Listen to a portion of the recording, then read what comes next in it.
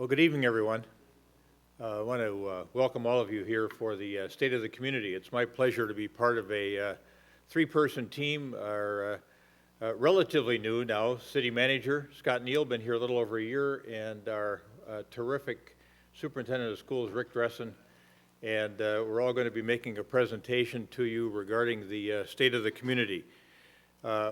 You could talk about Edina in the sense of rebuilding with a new coach leading the way, with Scott coming on board. You know, sometimes you get a new coach and things kind of fall apart, or the team's in a rebuilding year and they're a perpetual rebuilding year. Well, that's not the situation here. It's just kind of seamless. It's like the New England Patriots. You add people in, and the beat goes on, and the quality stays high. And I'll tell you all that Scott has done a fabulous job, and I'm going to introduce him in just a bit here. So one of the things that we've done in the city from time to time, and I think it's been a little over a decade now, is a quality of life survey, and we did one this past year. And you need to do that to find out what's of concern to your residents, and also to get a gauge on how you're doing in certain things. So I think all of us were quite surprised and very pleased to find out that 98% of our residents thought their quality of life in Edina was excellent or good. And we were told by Decision Resources, the folks that did that study, that this was a metro record. And there were some other statistics too that were, I thought, very important. 92% of the residents polled believe things in Edina are generally headed in the right direction. And 92% of the residents polled also rated the ease of getting from place to place in Edina as excellent or good. And the job of city staff was rated excellent or good by 91% of the respondents. And with the second highest rating in the metropolitan area, 79% of the residents polled believed that if they wanted to, they could have a say about how their city was governed and have a say in an issue that was important to them. And to all of us on the council, I think this was a particularly important finding, because all of us have worked very, very hard to create a higher level of citizen engagement and more transparency in the things that we do. So this is one that I too am very proud of from a statistical standpoint. And then more than 30% of the residents couldn't identify a serious issue facing Edina today. Other issues identified by about 1 in 10 people were taxes and lack of redevelopment. We're going to talk about both of those things a little bit. And the first thing we'll talk about is property tax. We, I think, need to do a better job of educating folks about the fact that we live in one of the lowest tax cities in the metro area. There's a perception out there that our city taxes are high relative to other communities, when in fact Edina's municipal tax capacity rate is the lowest of any of its neighbors, as you can see from this chart. Our tax capacity rate did increase 10% from 2009 to 2011, and it was the lowest increase of the comparison cities. Our municipal 2011 tax capacity rate is 24.66, and that is also the lowest of the comparison cities. When you add in the school district and you look at the city and school combined, the city and school district tax capacity is also lower than the comparison average. Together, the tax capacity rate is a statistical number of 46.446, which is the lowest of the comparison cities, and 28% lower than the average of the comparison cities. And of course, you'll notice on both those charts that Minneapolis, our neighbor to the northeast, is not included. And I think if they would have been included, you would have seen that our taxes, both singular for the city and combined with the school district, probably 20 to 30% lower than Minneapolis. So great news on that front. Folks always want to know, well, what's going on in the city in terms of building permits? And we've got some real interesting information. I think 2011 revenue was over $2.1 million, with almost 7,000 permits being issued, 6,893 to be exact. Revenue increased by 14.7% from 2010, when 1.9 million was collected for permits that were issued. Permits increased from 5,600 in 2010 to, as I said, almost 6,900 in 2011. That represented the 23% increase, which I think is a good sign not only for our community but for the economy generally. Revenue for 2012, January 2012, is above the budgeted revenue for the period. January revenue at $161,000 is 28% above the average January revenue for the previous 10 years. That, again, I think is very significant. Permits issued for the first 6 weeks of 2012 are on track with the prior 10 years. And 16 permits have already been issued this year for single-family dwellings. The average number of permits for the same period over the last 10 years has been 4. So we quadrupled that. Commercial building is also expected to remain strong this year. Another thing that folks always like to know about is land use. And so we've had a lot of activity going on in our community, starting with the Southdale Y. They had a 15,000-foot expansion put in place at the Y. If you've driven by there or been in there, it's just a beautiful new facility. This increases their capacity up to about 85,000 square feet. They've got a new leisure pool, fitness center, and a studio that have all been added to increase their service capabilities to the public. And we are so pleased to have them in our community and have them remodeled and in a condition where they're going to be a tremendous draw, I think, for the things that are done in town. We've also got a little video of Whole Foods, which is going in down in the Centennial Lakes area. Construction there is almost complete, and it's set to open on, I believe, April 18th. And that will be a wonderful addition to our town. When we visited with the folks from Whole Foods, they told us that they've been looking for a site in Edina for over a decade and finally found this location that they think will be very strong. I think this has also triggered some activity to the north of them over at the Byerly site. We expect to see maybe you already had it at the Planning Commission, I don't know. Sketch plan review will be coming, I think, on the Byerly site from meeting with the developers rep for Byerly's. It sounds like they want to build a new store now. They've got a lot of competition in the neighborhood, both on the high end and the medium and low end. So it's understandable that they may want to revamp their store. They're coming up with a novel concept for a grocery store, and that is they're going to combine mixed-use residential housing on top of the store. At least that's a proposal, and it's either 6 or 7 stories of market-rate apartments would be on the top of the grocery store. The grocery store would be built between the existing facility and the Macy's home store. And then they would tear the existing facility down, and then in phase 2, there may be another market-rate apartment building constructed depending on what the market is doing at the time, or possibly condominiums of a reasonable price point, or at a reasonable price point. So that'll be interesting to watch for as well. People always ask about Southdale, and of course I think all of you now know that Herberger's has moved into Southdale, into that vacated Mervyn space that sat empty for 7 years. 135,000 square feet of empty space. It was really a pleasure to see Herberger's come in and take over that space. If you haven't been in there, the first floor right off the main mall is just beautiful. I think it looks like a Nordstrom, it looks like a Bloomingdale's. Very, very well done, high level of finish. I think Simon spent $10 or $12 million on the Herberger store. And of course now they've come to us as a council and said, well, we'd like to spend another $15 million, and you can see some of the renderings of the remodeling that they'd like to do.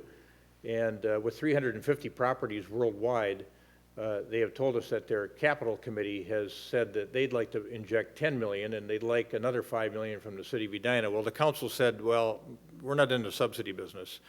We're not going to give you $5 million. We may do something else in the form of a loan, and we have crafted through the council and through our financial advisors a 10-year loan at $5 million, 0% interest, and we're waiting to hear from them on whether that has some appeal to them.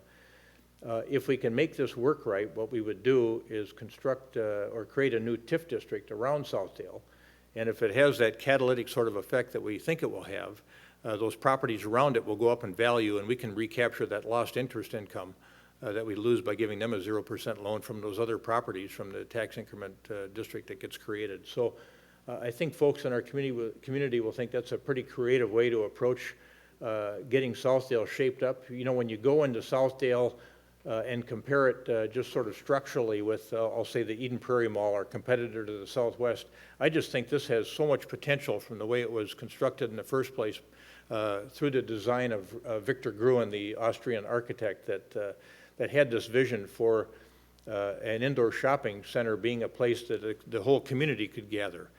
And you can see from that main area that there's a spacious amount of room for large groups to gather. You don't see that in many malls because it just takes up square footage from the stores. So I think if we can get this remodeled the right way, we can compete more effectively with the Eden Prairie malls of the world and also with Mall of America itself, because I think it offers some things from a shopping standpoint, a shopping experience that you just can't get other places.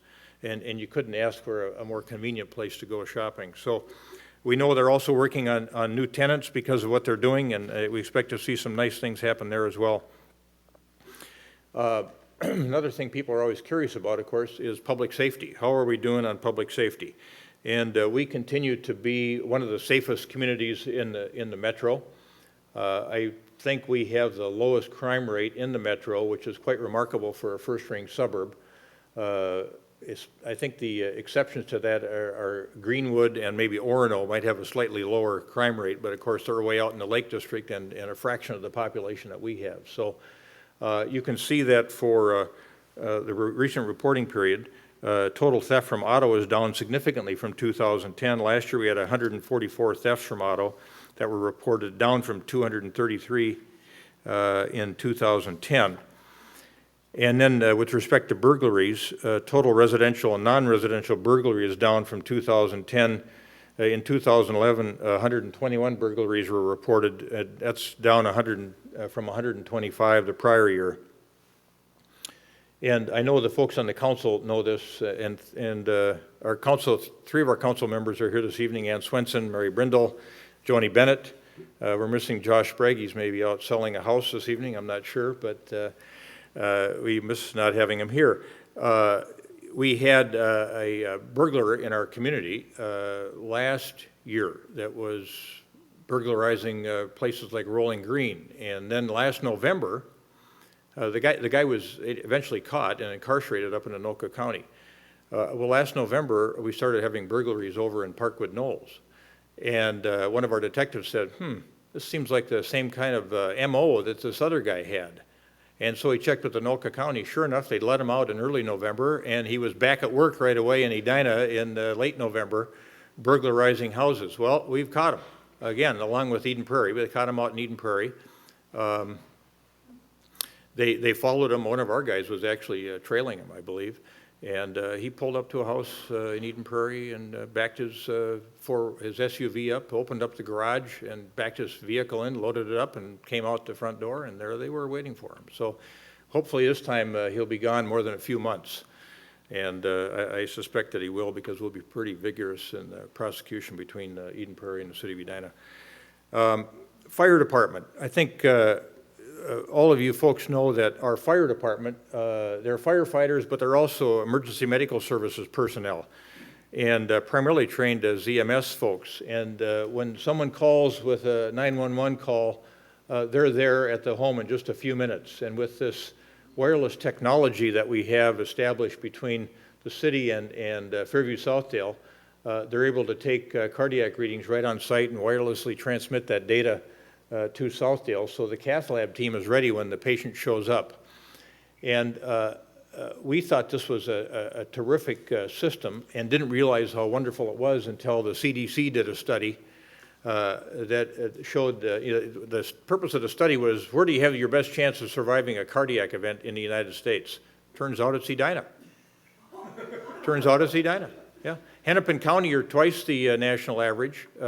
But in Edina, you are 232 times more likely to survive a cardiac event than the average city in the United States. So it's pretty remarkable what we have going.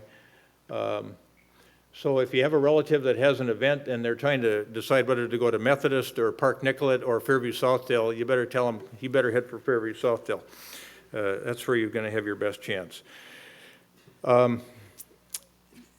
We actually had a record number of calls in 2011. We responded to 4,612 calls. That was up 2.3% over 2010.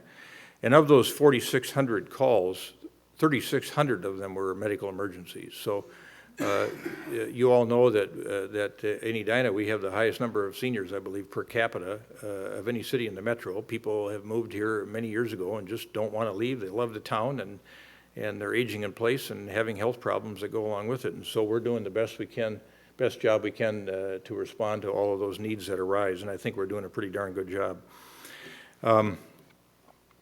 When the recession hit, the folks on the council and I started talking about, well, with the slowdown in land use activity, what are some of the things we should start looking at in our town? And we got to thinking about healthy communities and some of the things that were going on in places like Neal and Austin. And how do we facilitate helping our citizens live longer, better lives? And we kind of floundered around on that concept and didn't really know how to approach it until Blue Cross Blue Shield came along. And there's a fellow from Blue Cross Blue Shield named Michael Huber who attends all the regional council of mayors meetings on a monthly basis. And so the mayor of Richfield and the mayor of Bloomington and I had sidebar conversations with the guy over about a 3-4 month period of time. He was able to hook us into folks at Blue Cross Blue Shield. They liked the idea of it, the concept of it. What was born out of that was this DoTown concept, and we are just getting rolling on that. Mary Brindle is on the steering committee along with me. Mary's got some great ideas about how to create a little steering committee, I think, for DoTown in our community, and I expect some nice outcomes here as we try to work with our residents and get their input on how do we become a healthier town. Now, you're going to see something here, I think, that, what do we have here? I'm a YouTube person now. I'm on YouTube. I've got about 4 hits on YouTube. And I think it's people that are looking for a laugh. Hi, I'm Jim Hovland. I'm the mayor of Edina. There we go. I can't tell you how excited we are to join Blue Cross Blue Shield as a partner in the DoTown project. A healthy lifestyle for everybody, great eating habits, and activity for everybody. Ways to make our town a healthier place to live. Ways to help people live longer, better lives. This is up to all of us. Let's get in there and work together, and let's make DoTown a success. Let me see you shake that body. Come on and rock that body. Let me see your hips down. Everybody move your body. Let me see you shake your body. Come on and rock that body. Let me see you move some. Well, I know it. I know Norwegian dancers Hi, and I'm Jim oxymoron. But that's my YouTube spot. So you can now follow DoTown both on Facebook and you can text it, text DoTown on your cell. Type in 877-877 and you'll be prompted to text your idea on how to make our town a healthier, better place to live. So please think about that and please participate in that as much as you can. One of the things that I mentioned earlier that we've worked hard at as a council together is a greater sense of citizen engagement, where we want ideas to percolate up from the bottom, or if we have things that we're working on, we want citizen input right at the front end. And so the Planning Commission that had led a preliminary study on the Grandview District, which is at, I call it an armadillo-shaped design there, spreading across Highway 100 over to the old Public Works facility, over by the school bus garage, Jerry's Grocery Store, Grandview Square, on down to OLG. The Planning Commission came up with the notion that we should have some citizen engagement on what to do with this property over there, created by the vacancy at the Public Works site when we moved the Public Works. So a call went out to the community, and we've got Kevin Staunton with us from the Planning Commission tonight. I can't give him a loud enough shout out for the work that he did in guiding this team. We had 52, we may have had more than that show up initially, but we ended up with a steering committee of 52 people from our community that expressed an interest in working on visioning for this area. They've just completed their work. They made a presentation to the Planning Commission the other evening. I came over to watch that. Even some of the folks that came with concerns, because they had been involved in the process from the beginning as observers, they couldn't have been more polite to the people or deferential to the group of folks that worked on it, but said, by the way, I own that funeral home over there, Washburn-McCreevy. we don't really want a road going through our chapel.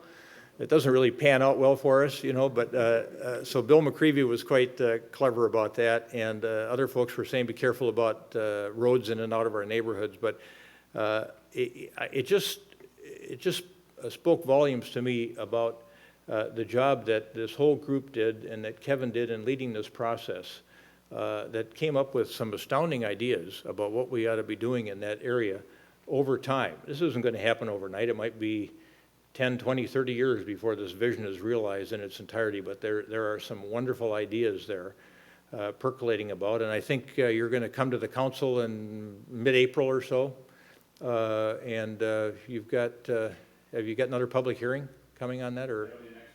Next one, April 17, public hearing, and then into the city council at the end of April, and we'll decide what to do next. So kudos to Kevin and everybody involved in that Grandview District project. We've got a few other things going on in town I just wanted to mention before I bring Scott up here. One of them is the Veterans Memorial. We had a group of folks, again, self-starters, started thinking about how do we recognize veterans that have served Edina, maybe been wounded in action or lost their lives over time, and I think there was research done, and there were slightly more than 30 people that had lost their lives in many different conflicts over time.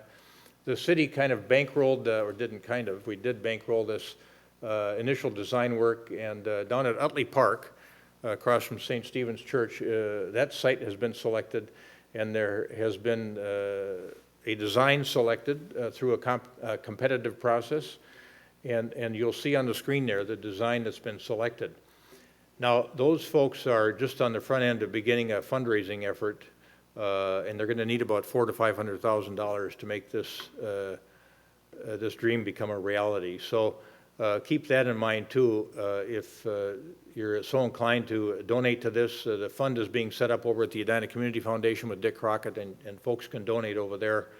I know that John Keprios, our park director, just had a meeting with retired Brigadier General Denny Schulstead, who lives in our town, and he's going to help out. And I've got a couple other prominent business guys from downtown that are retired now that are going to meet with us the end of April to talk about some kind of a campaign that we can get going on this particular issue. We've also been doing some studies on some of our enterprises. We've had studies done on Braemar, and we had a study done on Edinburgh, which needs some attention because the public is providing quite a significant subsidy over there. Braemar is doing pretty well. We also have been looking at the notion of a sports dome. There's a lot of families in our town with young kids now that are really actively involved in sports, that are going to domes in other communities, and they're thinking we should have one of our own. So we face the issue of feasibility. The park board's taken an initial look at it. It is, we've got the challenges of the feasibility part of it from an economic standpoint, the challenge of location, the challenge of use. So I think we need to do quite a bit more work before we decide what to do with respect to a sports dome. When Scott came a little over a year ago now, he started out doing something he called the Big Listening Tour, if you all remember that. And he went around through the staff, listened to their ideas about how to make the city function even better than it was functioning with Gordon Hughes. He has been tireless in the work that he has done since he got here. He goes day and night, and he has just embraced Edina. He came tonight wearing a great-looking suit with a green tie, and maybe you want to speak for Rick Dressen too. Got the school colors on there. So I'm going to bring Scott Neal up now and talk a little bit about some of the things that he's been working on. Thanks, Scott. Thank you.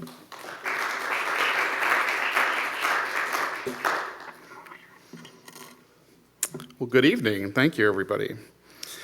My remarks are going to be about refocus. Refocus is the theme of our presentation this year.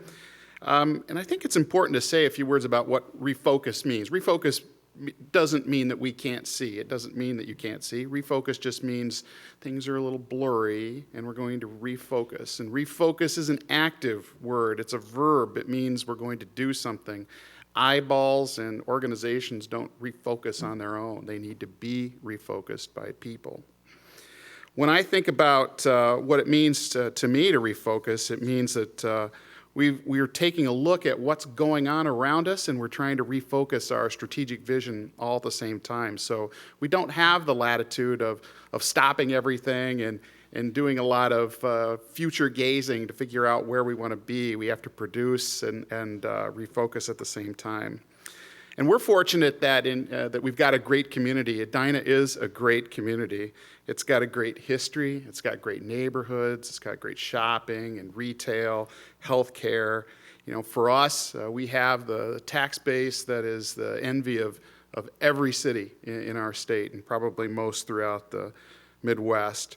We're not connected in the same way that many cities are to the financial cycles of state and federal government, which is a really good thing for our city and for our citizens. Our citizens get the services they want, and they pay for the services they get, and that's good for us. It puts us in a good position for the future.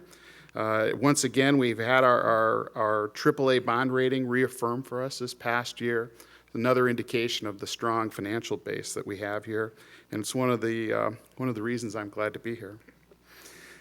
But the very desirable position that we have as a community is not something that's just dropped into our collective laps from the blue.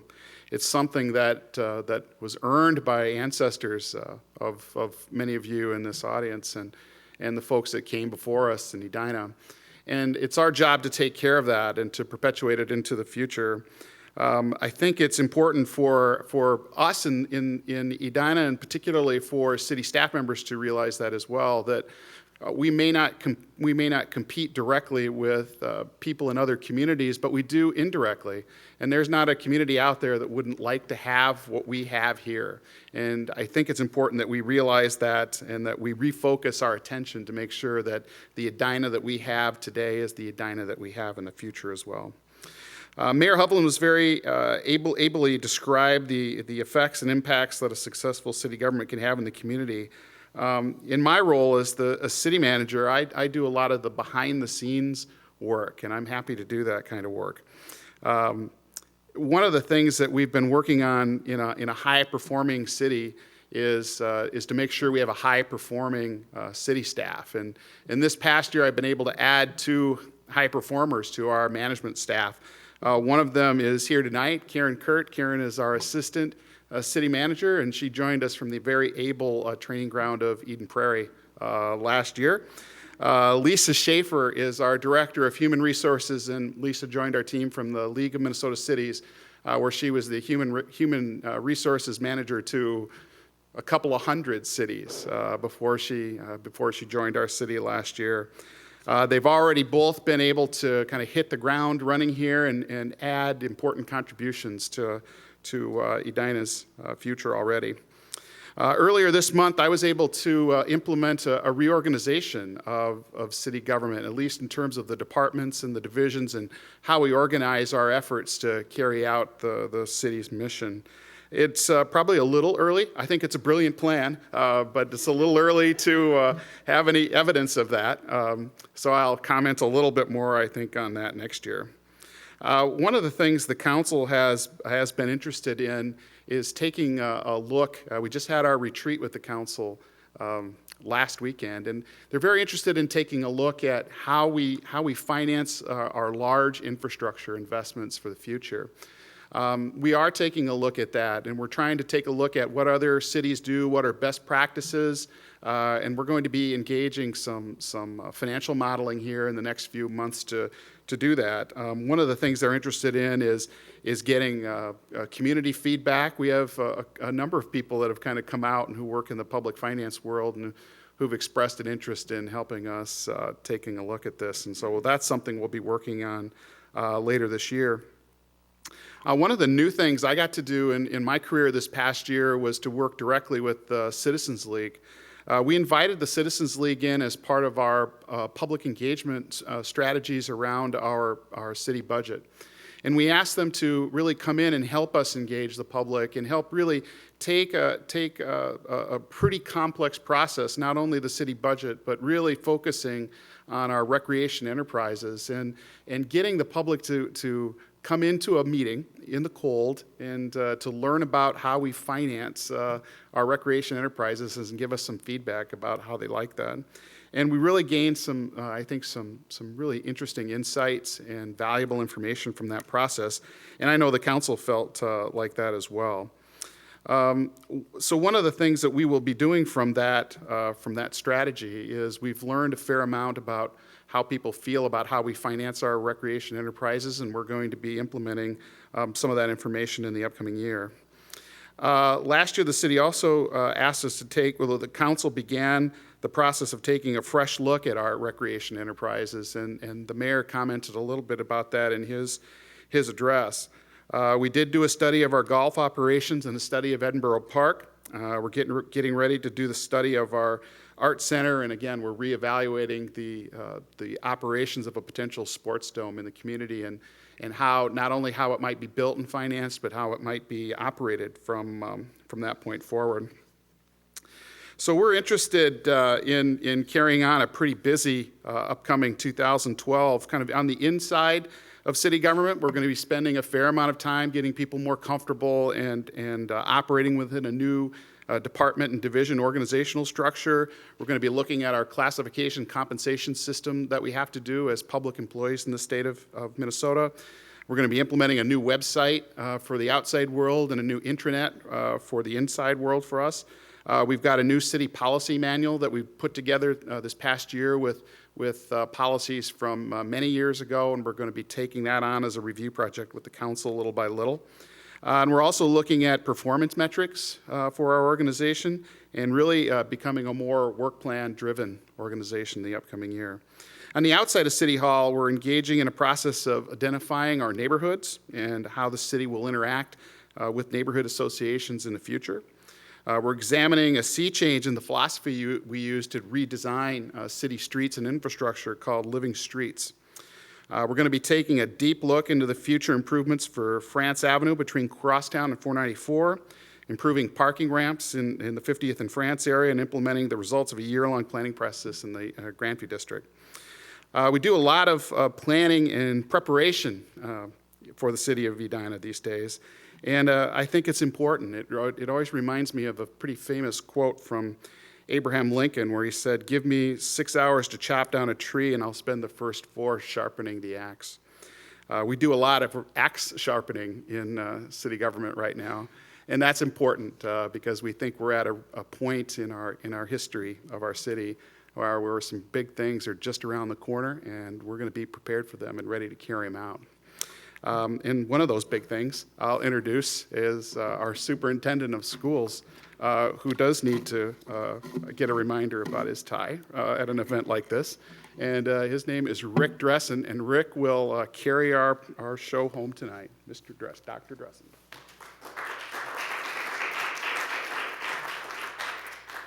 Thank you, Scott, and thank you everybody for being here tonight. And what you're going to hear is a very similar story of what the school district's doing from what you hear from the city. And it only makes sense because of the close partnership that experienced in this school district, in this community, between the city and the school district, and then you can add the Chamber of Commerce.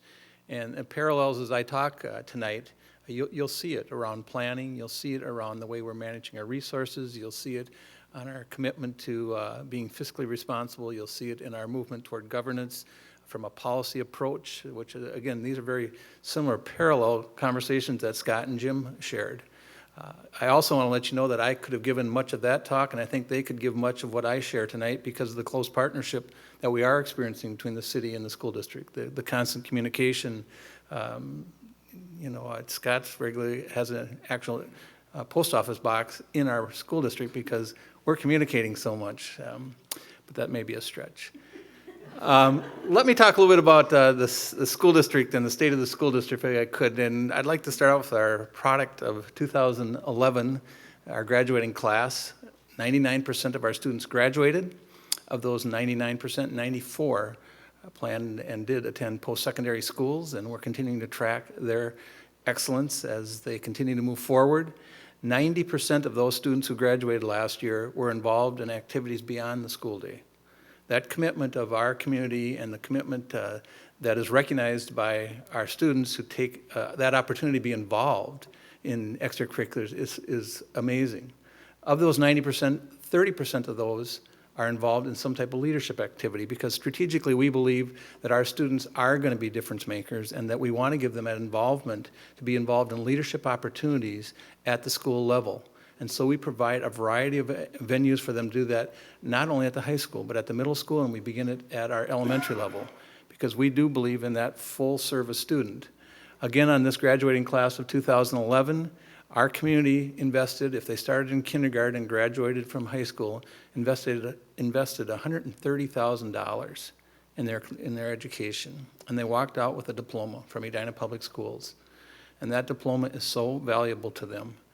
It is very fortunate that our state and our city supports education the way it does, and our school district, I should say, $130,000. Now add to that the district's commitment to advanced placement classes where you can take it for a high school credit as well as a college credit. And if you test well enough, you can carry that into your college. This past year's seniors who had their families recognize a $6.2 million benefit.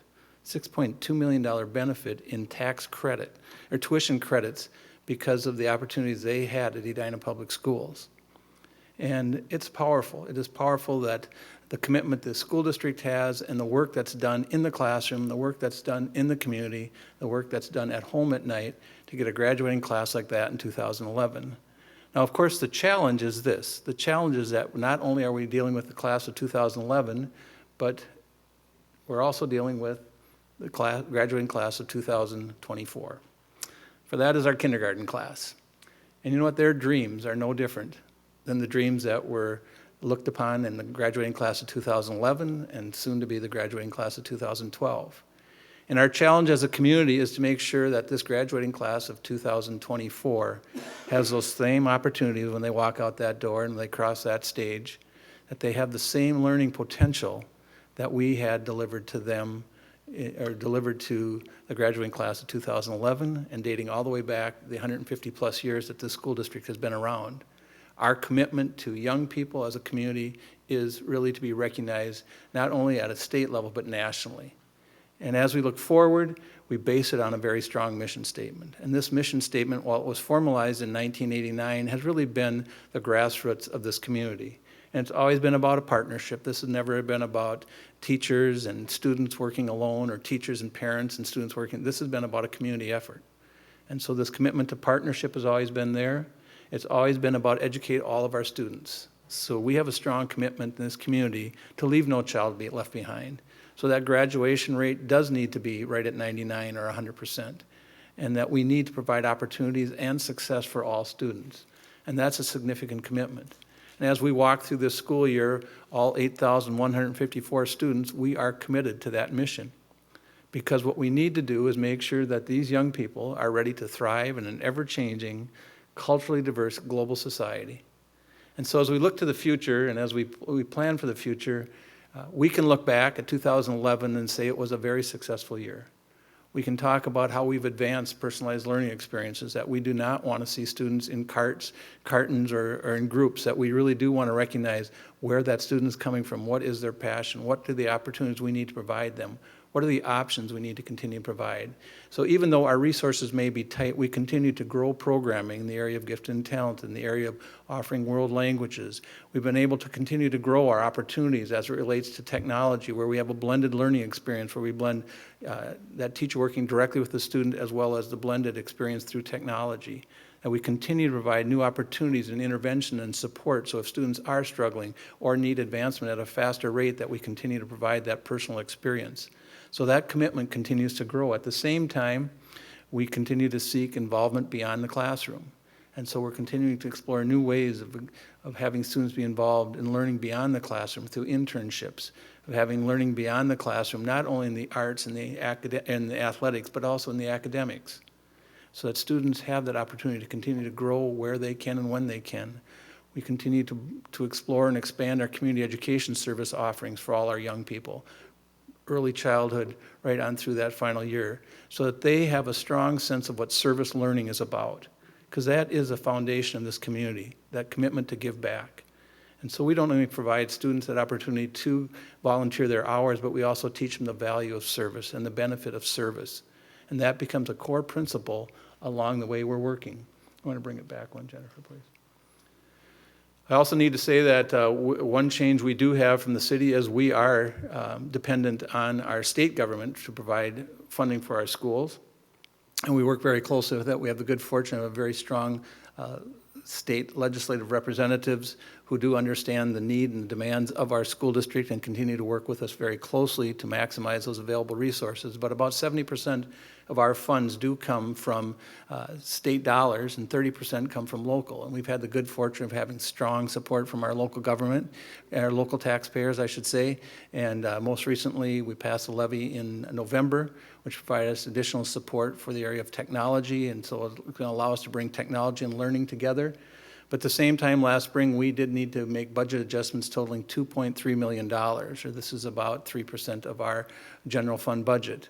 Now, we were able to do that, and while at the same time continue to maintain programming where we could and grow programming where we needed to. We did see some class size increases. We saw some programming that we would like to have kept that we just could no longer maintain, but we were able to create a balanced budget.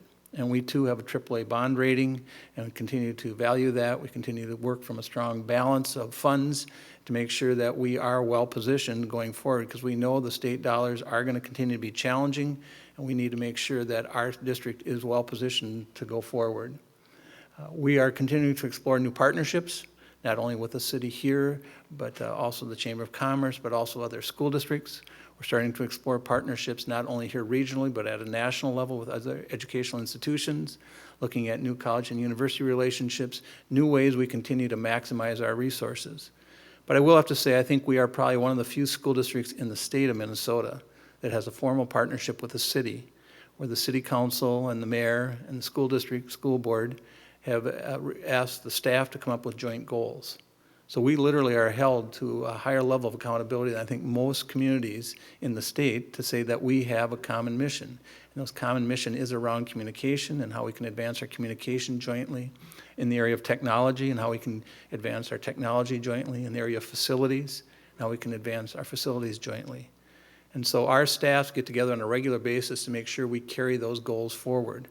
But we continue as a school district to look at different partnerships, new partnerships that will help advance our learning.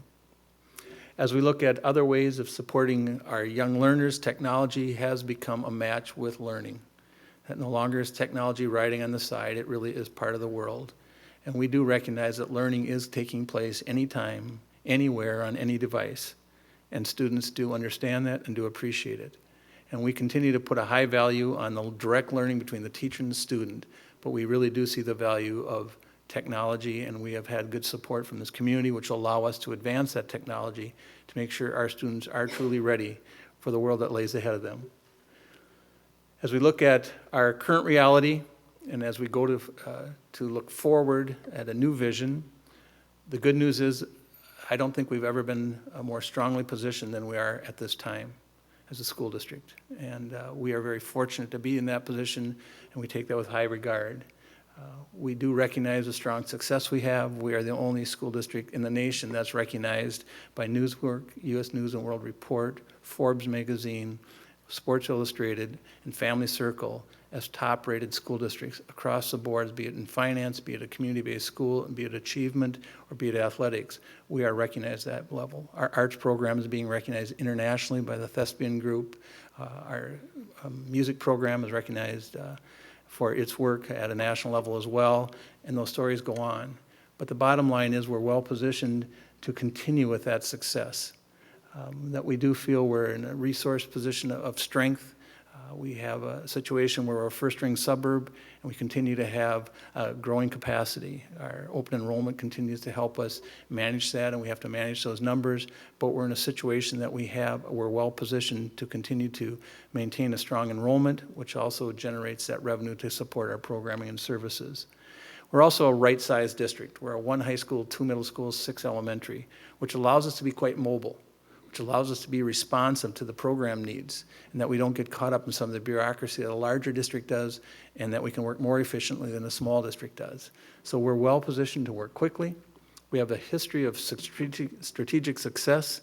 Our school district has been about strategic planning since 1989, and as we move forward, we're at a point where we want to refine that strategic plan to make sure we're shaping it well into the 21st century.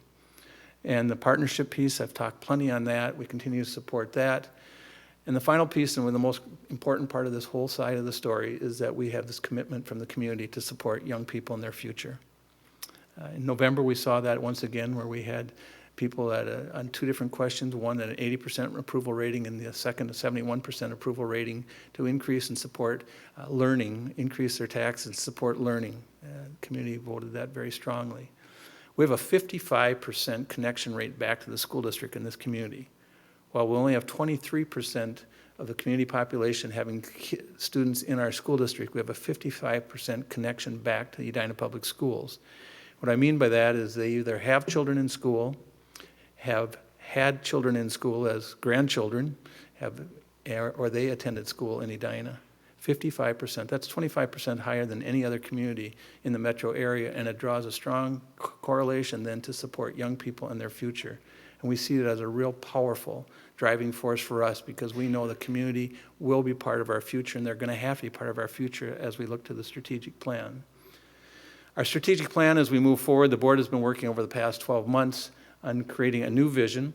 This vision is in a draft form, but what we are going to do is, what we're hearing from the community is that we want to be more than just a national presence, that we want to make sure our young people are ready for an international future, that we know our students are already going to be leaders nationally. But as we look to the future, and we look at that graduating class of 2015, of 2020, of 2025, that Edina needs to have an international presence. So as we move forward, one of our things we'll be doing is looking both at collaboration and comparison with international schools, and where we can continue to see how we can make sure our students are ready to be working and leading at the international level. We also want to continue to expand our need for success. And so when we talk about that student, we're not talking just about that kindergarten through age 18 student. We are all going to be students in the 21st century. We're all going to be back to learning. And so while our focus and our primary focus will continue to be on making sure we have success so our students will be college ready and career ready, we also recognize that in the 21st century that we live in, we're all going to be going back to school. And Edina Public Schools wants to be, and believes we need to be, the educational resource for this entire community. That we need to be providing learning opportunities and opportunities for all of us to gain the knowledge we need to be successful. Whether we are formally in school, whether we're in work, or whether we're at play or just living, we all still need to be part of the learning. And so as Edina Public Schools looks to the future, our main focus will continue to be on that kindergarten through grade 12 experience, but we also want to be engaged at a very high level in community education services, and partnering again with the city and the other organizations of this community to make sure we serve as an educational resource for everyone. Our focus will be threefold. First will be again around personalized learning experiences. The second will make sure that we have a seamless experience, so when that child enters that early childhood years, there's a seamless experience into kindergarten, and as we walk through those years with that child until they graduate, it's a full experience with options and opportunities that align with what their needs and their demands are, while still providing them that national and international quality education. And finally, we know that we're not going to do it alone. We're going to do it through a partnership venue. We're going to partnership at every turn with everyone. We recognize that this is going to be a community effort, and we look forward to that vision carrying forward in a spirit of collaboration.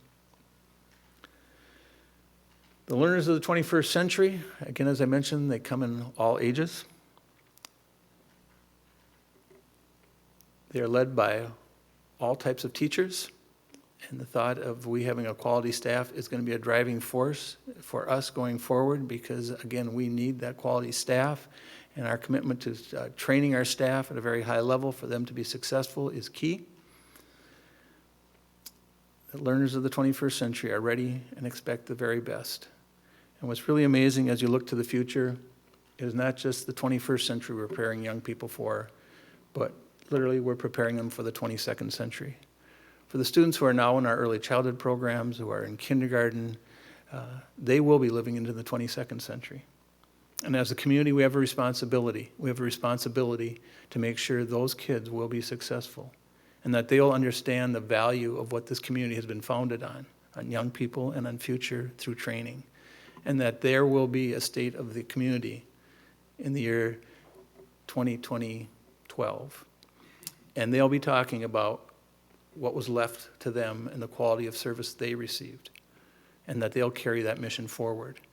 And it all can be done because of a partnership. It all can be done because of a commitment that this is a place where learning is for all.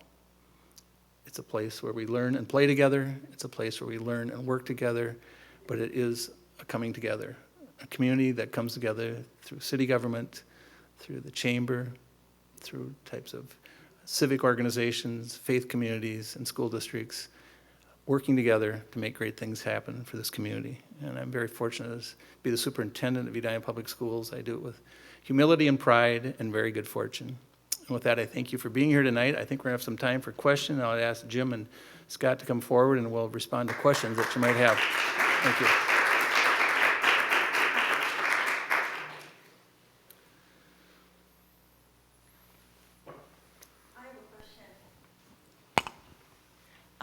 My name is Andy Otness. I'm a resident.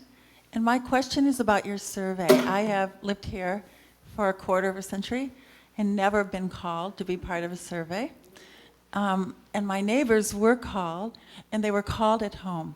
But today, a lot of people have cell phones. In the decision resource, are any of these cell phone numbers, or were they only landline phones, and therefore your survey would be skewed with more retirees? Decision Resources is a pretty well-known and well-respected polling company, and they do a lot of work. They do a lot of work in the political field, but they do a lot of work for governments, and I think they do work for Edina School District. They do have access to databases that have wireless phone numbers in them. So they do query those databases, and they make sure that they get a representative sample of the community. So that does include some wireless, some cordless or wireless phones or cell phones, and also wired phones. So they do take that into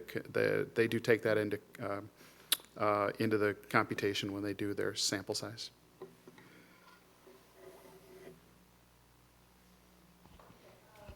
was sort of working on this Grandview thing. I came sometimes. I want to know about the school bus garage. It's right in the middle of the whole thing. And, I mean, they've been talking about it for years, and I know that they said that the school is now interested in maybe doing something, but, like, where would you put it? Where are the possible places to put it if it moved? So the school district, what our commitment has been as a district position is that we need to make sure it's revenue neutral, that we want to be able to, if there's an exchange of some type, that we'd work with be it whatever agency that wants us to work with us. And we've been in conversation with the city all throughout. I know we've had 3 different separate conversations in my 6 years as a school district superintendent, just talking about options, but that's where we'd have to be creative.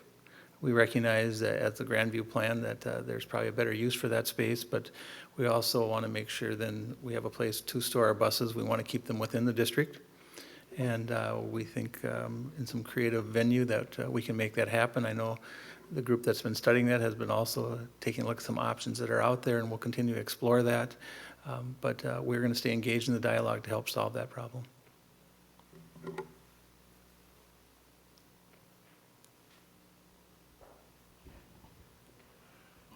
One of the things that kind of haunted me when I looked at the census data was the divisions starting to occur in Edina. This census tract here, average household income 178,000 and increased 20-some% in the last decade. But the southeast corner of Edina, that census tract had the average income, household income of 38,000 and had fallen like 7%. And I'm just wondering what plans are in place to reach out to that section of the city. Particularly, I would think in the schools in terms of early childhood, because a lot of people are immigrants, and they're not familiar with our school systems and how to relate to those systems. Just comments. Do you want to start and I'll pick up from there? Well, I'm not sure if this is the easy answer, but I think a fair amount of that area is not in our school district. Am I right? Portions, yeah. Portions of it are not? So in the Edina Public Schools, we have, within the district, we have about 16% families of color. We have about a 9% free and reduced, and we've seen that shift. And there are areas that we need to do more reach in.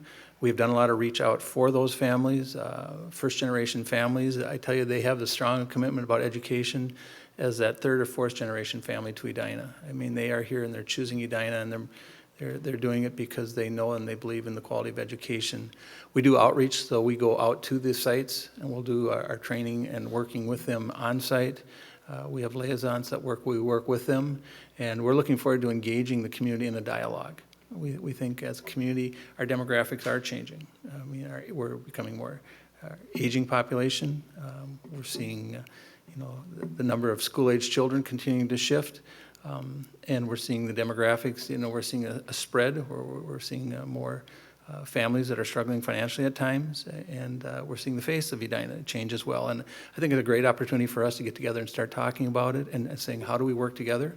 How do we prepare our young people for the future they're going to live in, and how do we do it together? And Edina's always figured out a way to do it together, and that is part of our strategic planning. We'll say, how do we engage in that type of dialogue? I know the Edina Community Foundation is looking at creating a dialogue around that as well, and I think over the next 12 months we're going to see that kind of excitement and energy come up to say, how do we keep pulling together as a community to help all young people be successful, no matter where they live, and no matter what whether they're first generation or fourth generation to our community. I think the other element of it is that there are a great number of seniors down in that area. And of course, many of them on fixed incomes. Folks are living longer. And for you as a member of the Human Rights and Relations Commission, I would think that it might be an interesting task to have you drill down on all this demographic data for the council and give us some ideas on what we might be, or what we should be thinking about in terms of these different parts of our community. So maybe put that on your to-do list, at least for a discussion at the Human Rights and Relations Commission. So be careful what you ask for, I guess.